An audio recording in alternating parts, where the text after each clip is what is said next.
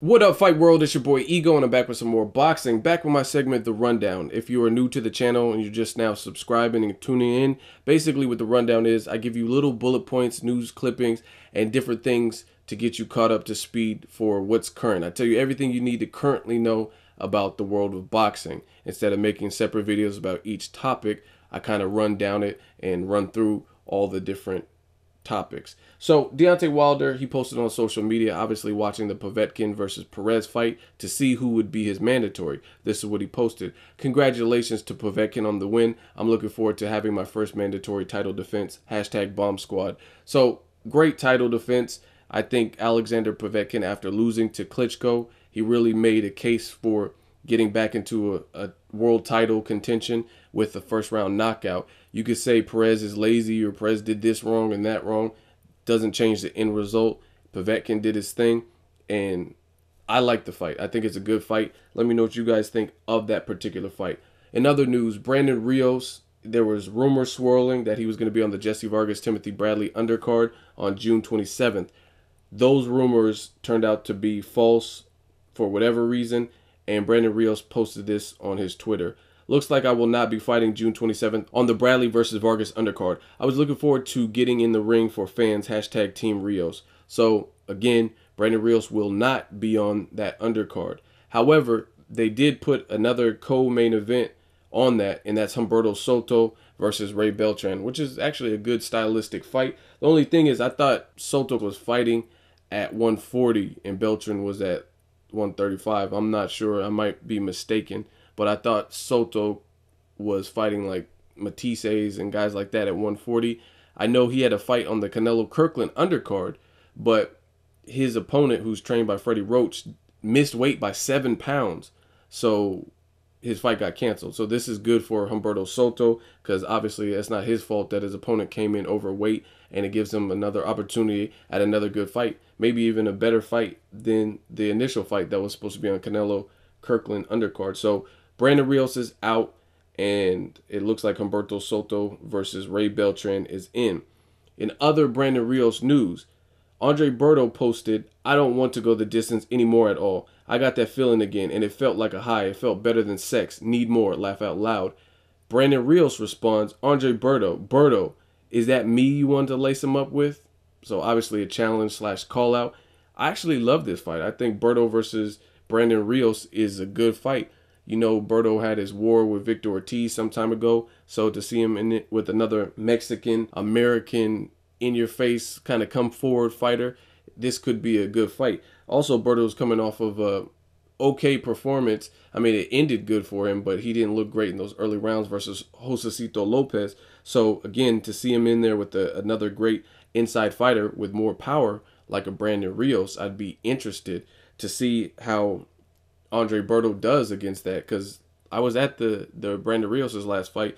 His inside fight game is filthy. His uppercuts look nasty. So I want to see. It's a different ball game. I think it's a more in-your-face, intense fight than Josecito Lopez, because I think Brandon Rios is they're both warriors, but Brandon Rios has a better chin to me. So I like the fight. Only complication, Berto being advised by Al Heyman, and Brandon Rios is with Top Rank. So I don't know if they can get the particulars. Hopefully we can get past this.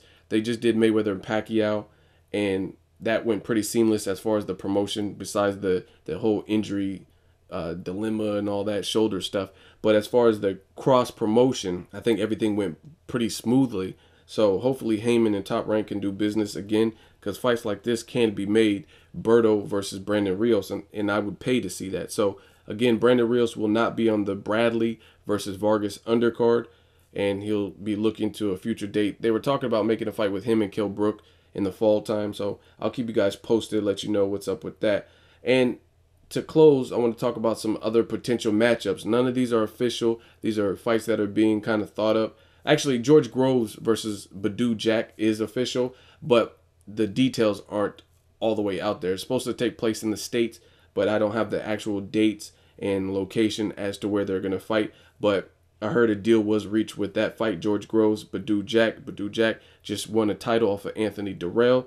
This is a good fight, and this would be a great fight to see these two guys. I mean, George Groves been in there and beat James DeGale. He's been in there with Carl Froch. He was giving him a run for his money. The first one ended in a controversial way. A lot of people thought it was premature. So, I mean, it's still a loss, but he held his own in that fight, and then he got knocked out by Carl Froch, and he's had a couple wins since then. So whoever wins this particular fight, but Jack, if he's able to beat George Groves, for example, that's 2 impressive performances. Anthony Durrell, victory and beating a champion, and then to beat a guy like George Groves, who's rated and ranked in the division, or George Groves win, that's a good fight, and he'll be a champion. So this could be super middleweight fights, unification fights, with none other than SOG Andre Ward. So I actually like this. I think that's a good fight. I'm all about meaningful fights because at the end of the day, it should get to the best fighting the best, highest rated people in the division fighting, and then the winner of that fight the other champions and unify. That's how boxing should work. So again, we could sift through and weed out who's who. George Groves, good resume. Badu Jack just became a champion. Have them fight, and then fight Andre Ward or fight Darrell James DeGale winner tomorrow. You know what I mean? Whoever wins that particular fight. These are all good fights. So I like it. And another fight that is being discussed is Matthew Macklin versus Chavez Jr. or Danny Jacobs. So the Miracle Man or the son of a legend, Chavez Jr. Now the thing with Chavez Jr., they made motion to make the Matthew Macklin versus Danny Jacobs fight because Danny Jacobs, his weight is under control. Like he fights at middleweight, period. You know what I mean? Versus Chavez Jr., it's like he kind of has that son of a legend entitled mentality, and no one knows what weight class he wants to even fight at. He was fighting at 160, and then now he can no longer make it. Then he had problems making weight versus Brian Vera, made up his own weight. Then he was dealing with legal trouble, took a long layoff, came back and fought at a catch weight closer to 175, but it was at like 172, 173 versus Andres Fanfara. He got knocked out, quit on the stool. So nobody really knows what's up with him. So, you know what I mean? I think possibly Matthew Macklin's people, I think he's with Eddie Hearn, they would want some stability. Nobody, like I said, nobody knows what Chavez Jr.'s next move is, because can he make 160? Can he make 168 even? We don't know these types of things at the moment, and he's coming off of a loss. So I think Chavez Jr. versus Matthew Macklin is a possibility, but I don't know how likely it is. And that really concludes the rundown. Try to give you guys as much bullet points and different things going on in the sport of boxing, get you guys all caught up. Make sure you like this video and subscribe. As always, hate, comment, and subscribe. Till next video, is Ego signing off.